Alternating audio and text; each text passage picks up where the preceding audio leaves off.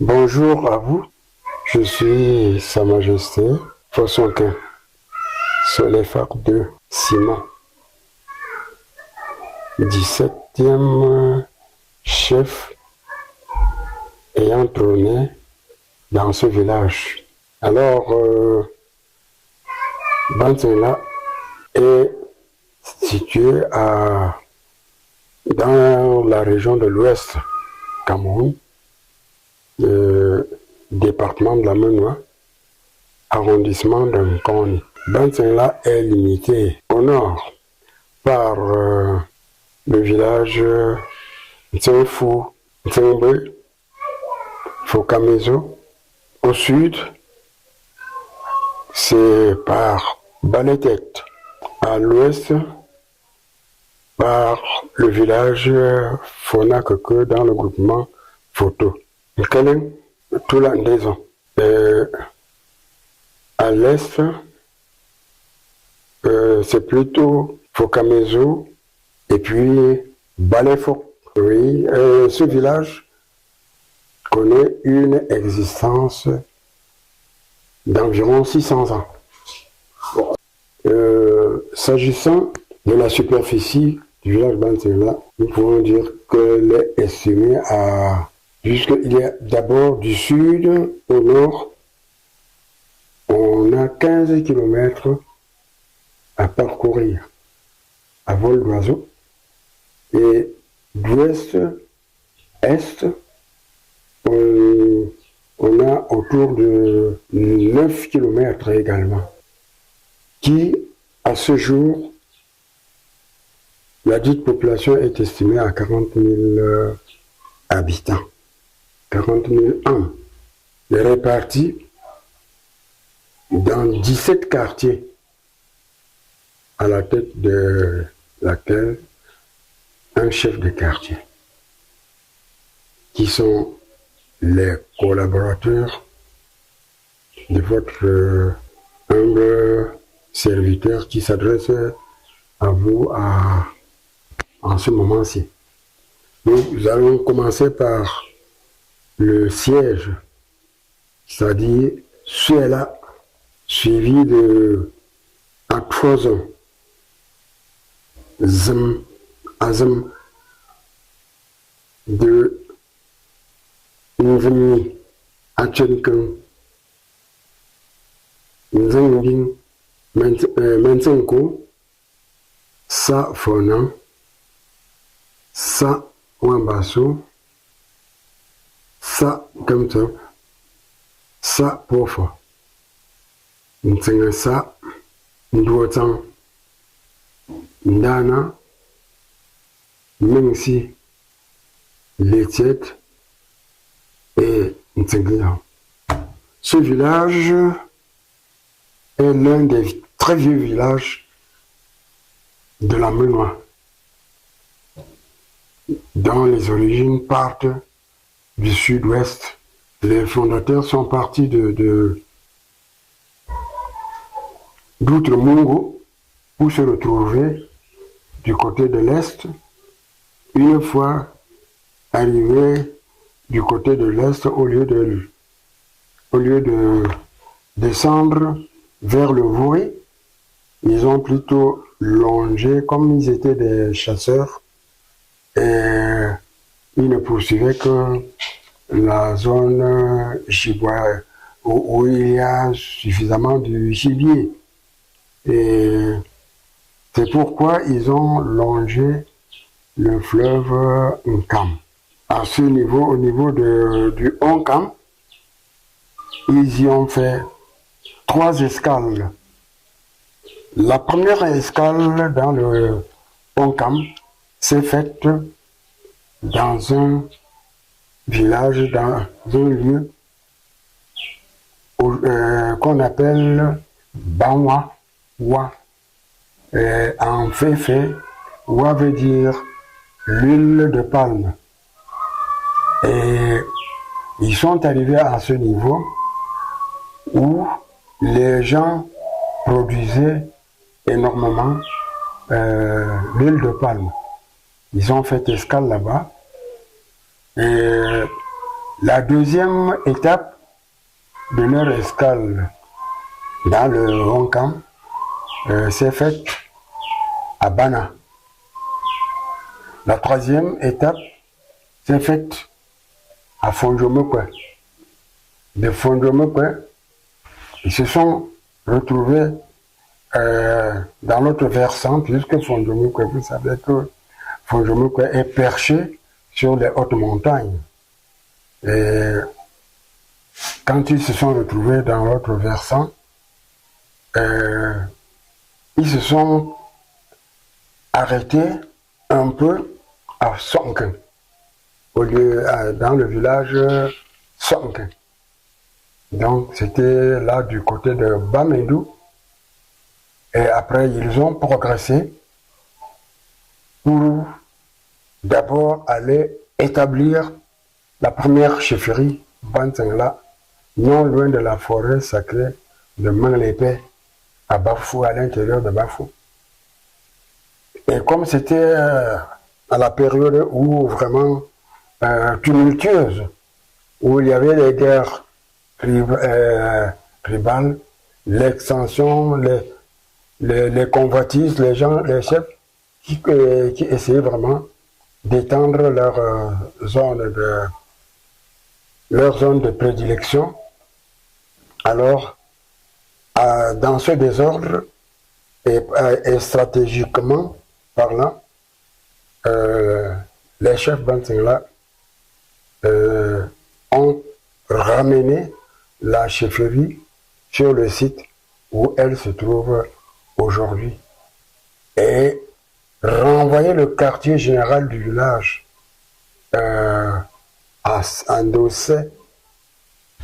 Et c'est là où, chaque fois qu'il y avait des attaques, ils subissaient des attaques, ils contre-attaquaient.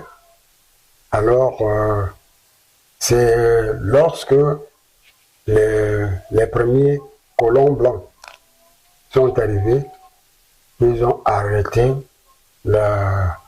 l'émigration et les mouvements dont je vous parle là. Le village a connu 2 dynasties. Donc, voilà, il y a Tembousso, il y a Tessolomon, Konkla. Vous savez que notre histoire, le début a été très difficile parce que c'est souvent, ce n'est pas une histoire qui a été écrite. Elle était vraiment dominée par l'oralité. Ça se racontait de bouche à oreille. Si bien que nous pouvons reconnaître que s'il y a quelques petites déformations, c'est parce que quand on a affaire à l'oralité, les paroles s'envolent comme le dit la sagesse, et les écrits demeurent. C'est quand vraiment je peux vous dire simplement que l'histoire écrite de ce village partirait plutôt de mon règne. Les quelques briefs de ce que je vous conte ici est le résultat des recherches que j'ai menées quand j'étais à l'école normale. Mon professeur d'histoire régio, un boulot, par curiosité, quand on leur avait révélé que moi je suis chef traditionnel à l'ouest, il m'a conseillé de faire des recherches sur ma chefferie c'est-à-dire de choisir ce sujet pour maintenant le défendre devant un jury au terme de notre formation à l'école normale. Si bien que pour m'encourager à ces recherches, il m'a doté d'une somme de 300 000 francs à l'époque, qui équivaudrait par ce jour à plus de 3 millions de francs. Alors je lui suis particulièrement reconnaissant. C'est pourquoi... Est-ce qu'on connaît son nom? Oui, il s'appelait Mfou Eli. Il était de la zone du pays Moulou. Puisque j'ai fait l'école normale dans le centre. D'accord. Bon, quand nous partons de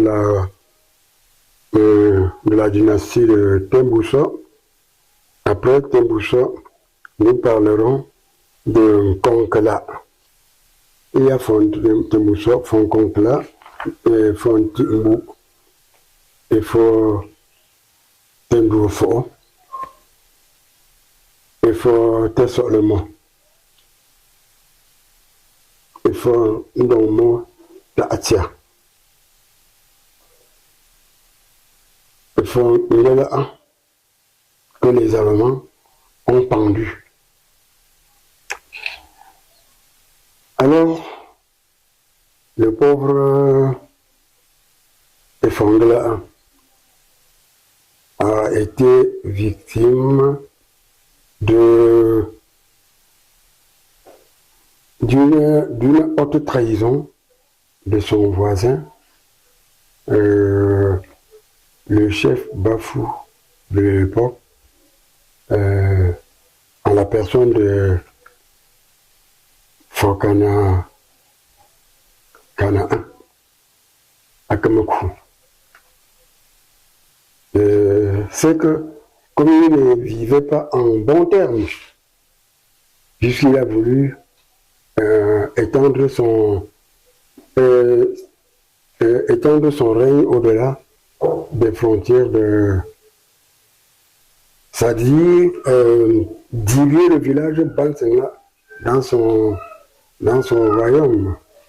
Alors, le chef Bansengla lui a tenu tête, et quand il a appris que il y a certaines personnes qui sont venues de Fontaine, c'est-à-dire il y avait le premier blanc, le premier colon qui est venu de la découverte de la région Bamileke. Comme ils sont entrés à l'ouest par Fontaine, par curiosité, Fokana Ier est allé à sa rencontre pour les découvrir. Et pendant son séjour à Fontaine, et par une malencontreuse coïncidence, sa chefferie a été incendiée, a pris feu, et lui, une fois de retour, il constate le désastre et il prend les bouts de bois calcinés qu'il rentre vers le colon allemand pour lui faire comprendre que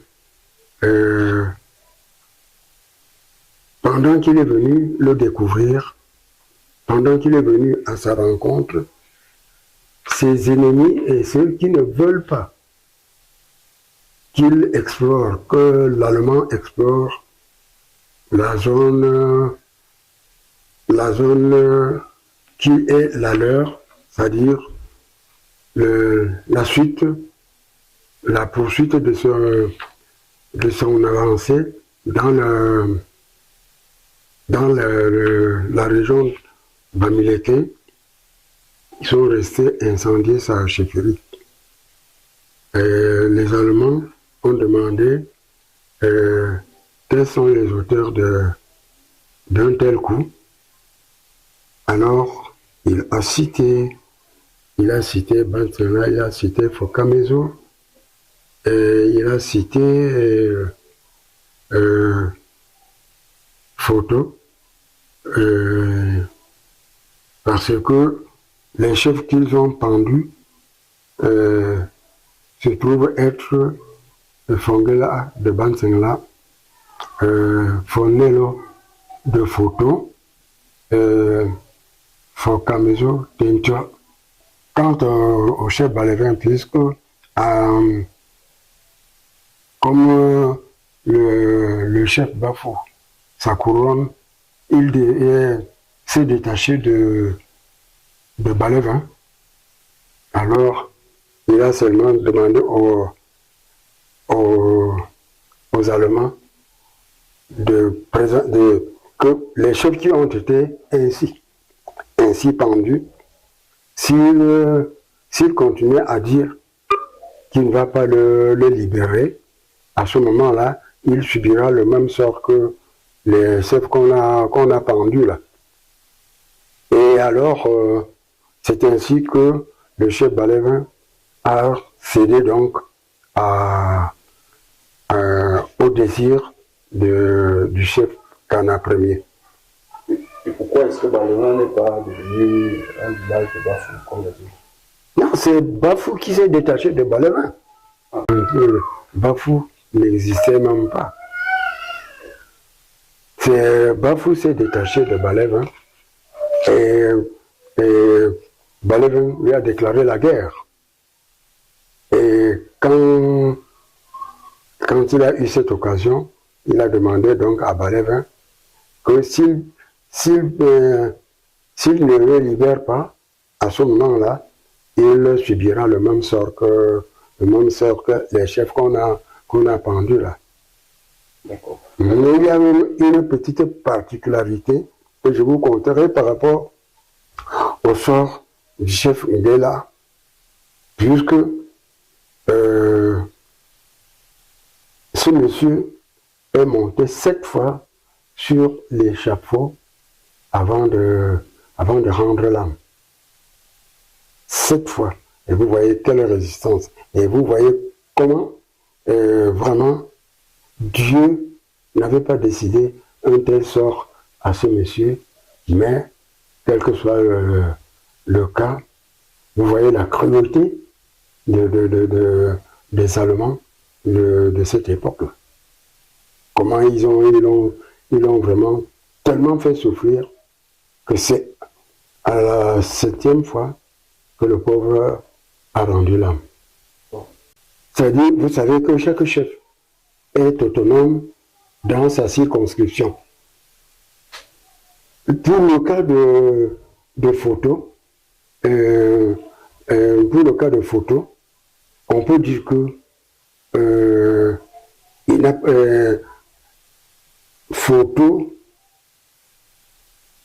a plutôt ses propres raisons qui ont fait, c'est-à-dire comme il ne s'entend, il ne s'est pas entendu, il ne s'est pas aligné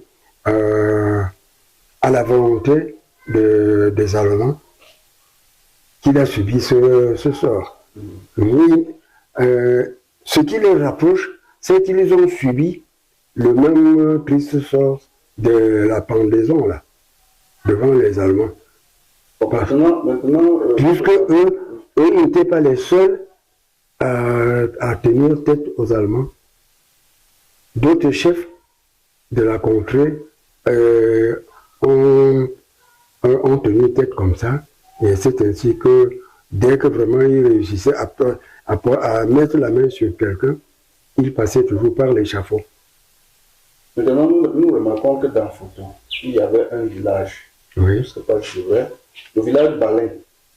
Balin qui, à l'origine, n'était pas de Photo, et qui est devenu Bafou plus tard. Balin. Oui. Je ne pense pas, puisque Balin est né hier. C'est le chef Kana. Et puis, le premier chef Balin, c'est un prince de Bafou. C'est un prince de Bafou.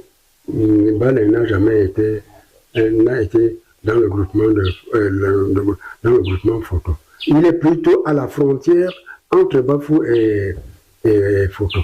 On peut sortir de ce volet. J'ai encore une question. Oui. Ça veut dire qu'à l'origine, si Bafou n'existait pas, ça veut dire que le village Bantenga Oui. Tiré de et les pères.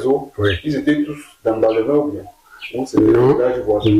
Tout au contraire, Balevin s'est détaché de Fokamezo et Bafou s'est détaché de Balevin.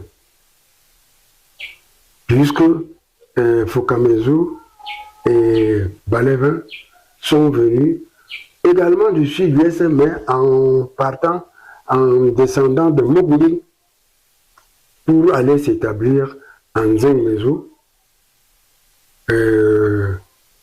Voilà comment.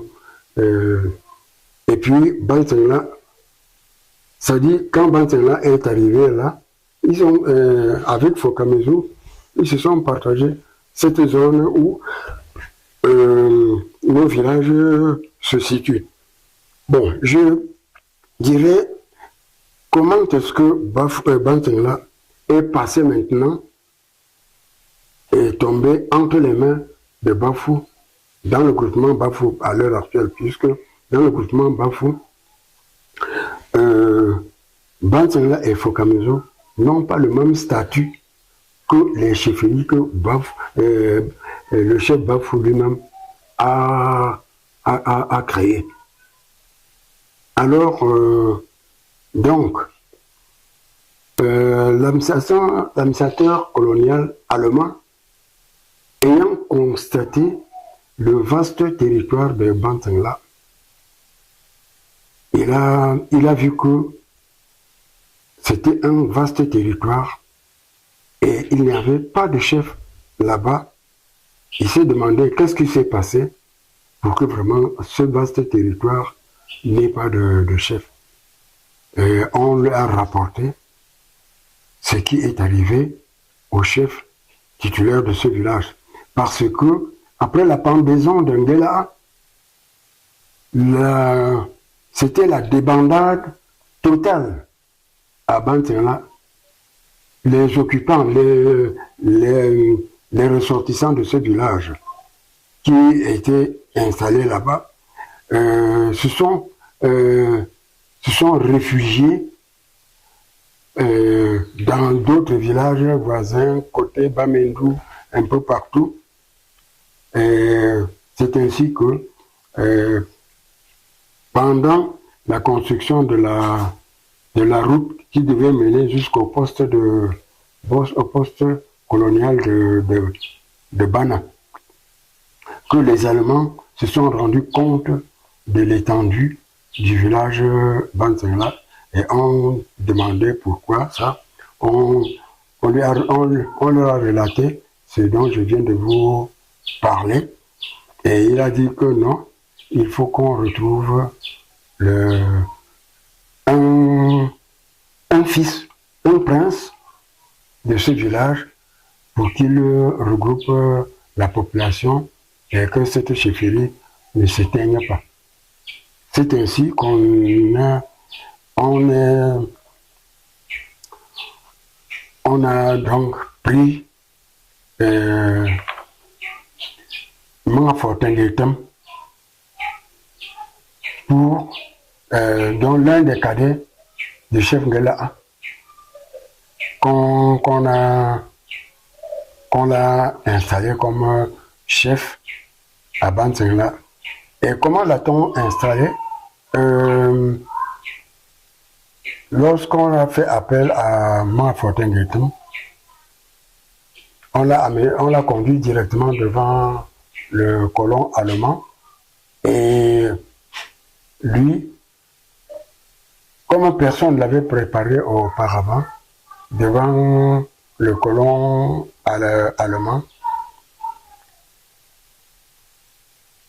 lui-même s'est dit que mais, ce monsieur a pendu mon frère. Donc, c'est le même sort qu'on est en train de vouloir me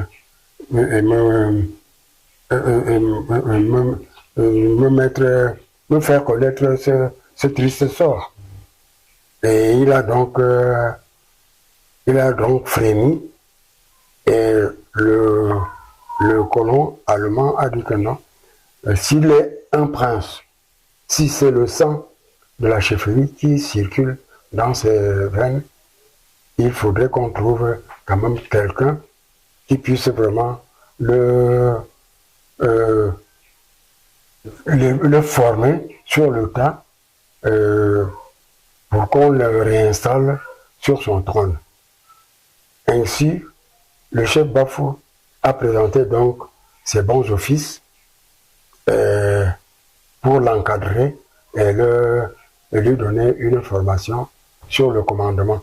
C'était toujours Fokana 1. C'était toujours Fokana 1, bien sûr. Alors, c'est ainsi qu'on le lui a confié. Et quand il a commencé cette éducation, malencontreusement, la Deuxième Guerre mondiale éclate. La coalition franco-britannique chasse les Allemands du Cameroun. C'est ainsi que le chef Bafou a profité de cette occasion pour confisquer la totalité de l'autonomie du chef Bantangla. Et d'où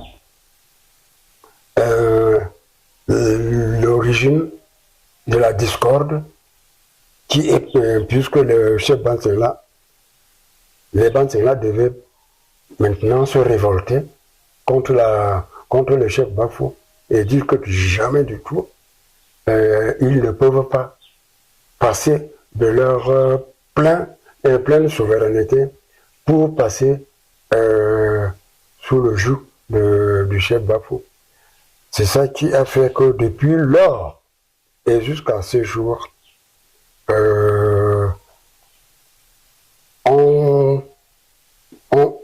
dans le bloc du groupement Bafou, Bantangla accepte, mais malgré lui, il dit administrativement, ils peuvent traiter, mais au plan traditionnel, pas question. Est-ce que durant la période où il n'y avait pas de chef sur le trône de Bantangla, oui. Est-ce que Bantangla a perdu certains de ses territoires? Ah oui. Le chef Canaan a pris la zone de Hagan, toute la zone de Hagan. Et puis, à Bantangla, tout ça, c'était les territoires de Bantangla que le chef Bafou, Kana Ier, a implanté ses propres princes pour confisquer. D'ailleurs, il avait même tendance à repousser et tendance à déplacer même le siège de la chefferie Bantangla jusqu'à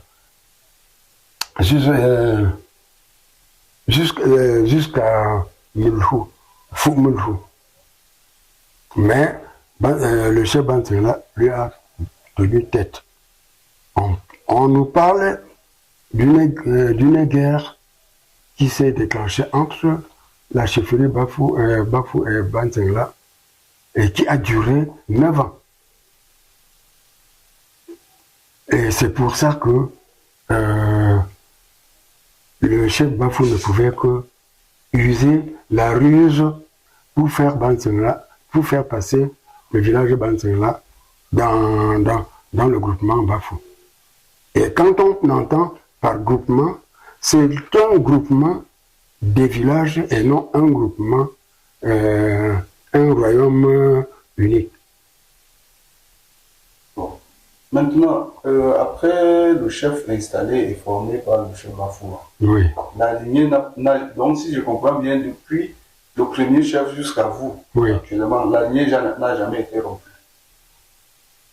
Non, je dis, à partir de Mafortingwetem, c'est déjà la deuxième dynastie qui commence là. La deuxième dynastie, mais qui quand même porte le sang de l'ancienne dynastie. Tout à fait. Oui. Tout à fait. D'accord. Ok. Maintenant, après celui-ci, après celui qui a été formé, c'était qui il y a le Fort Premier. Après Fosso El Foc premier, il y a Fosso l'ajout René, puisque c'était déjà le temps moderne. Oui, oui. Est-ce que les années de règne sont répertoriées? Non. Non. C'est plutôt à partir de Fosso El Foc 2 que je suis qu'on peut avoir le début et jusqu'à l'heure actuelle. Donc, mon règne part de 1959 à ce jour. Est-ce qu'on peut maintenant savoir, pour entrer dans votre règne, est-ce qu'on peut connaître les circonstances au cours duquel votre père décède, et aussi les circonstances dans lesquelles vous-même vous avez succédé? Bien, je dis que ces querelles entre le chef Bantangla et le chef Bafou ont fait que, à la veille de la fête de l'indépendance, que dis-je, à la veille de l'indépendance du Cameroun, il y a eu du désordre. Les troubles ont envahi toute la région de l'Ouest. Et dans ce cafouillage, les gens de l'entourage du chef Ngouajo de Bafou l'ont assassiné. Et l'élite Bafou a plutôt dit que, comme le chef Bafou ne s'entendait pas avec le chef Bantangla, ni avec le chef Fokamezou, on a pris ces deux chefs, on les a déportés en Bangou. Arrivé à Bangou, l'officier du jour, ils ont eu la malchance de tomber entre les mains d'un officier de la gendarmerie qui était originaire de Bafou, d'ailleurs de Ntsangafou même. Dès qu'on les a débarqués, il a dit que c'est vous qui avez assassiné notre chef, n'est-ce pas? Votre sort est déjà entendu. C'est ainsi que ce monsieur a passé nos parents, c'est-à-dire le chef Fokamezo et le chef Bantangla, par les armes. Après les avoir correctement, copieusement torturés, et là où on les a fusillés, ils les ont forcés à creuser leur propre tombe, une fosse dans laquelle on les a ensevelis ensemble.